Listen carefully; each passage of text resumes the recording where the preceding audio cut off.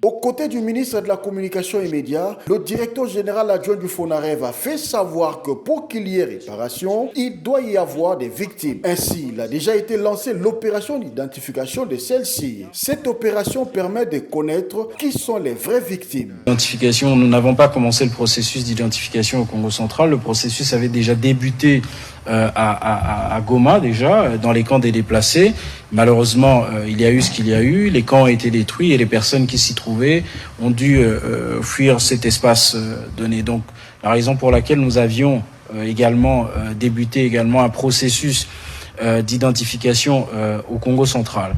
Et comme vous le savez, c'est un processus qui est assez complexe et laborieux.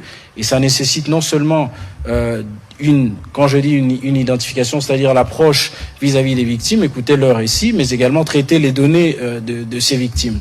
Parce que il ne faut pas oublier que la loi nous conduit à remonter de 93 jusqu'à ce jour. Donc, les massacres qu'on a connus au Congo central ne datent pas de 2025, encore moins de 2023. On ne peut pas commencer une réparation sans l'identification. Sinon, vous allez réparer les personnes qui ne sont pas réellement des victimes. Donc, nous avions commencé un processus d'identification, mais il y a déjà eu des victimes qui ont bénéficié de ce qu'on appelle des mesures provisoires urgentes.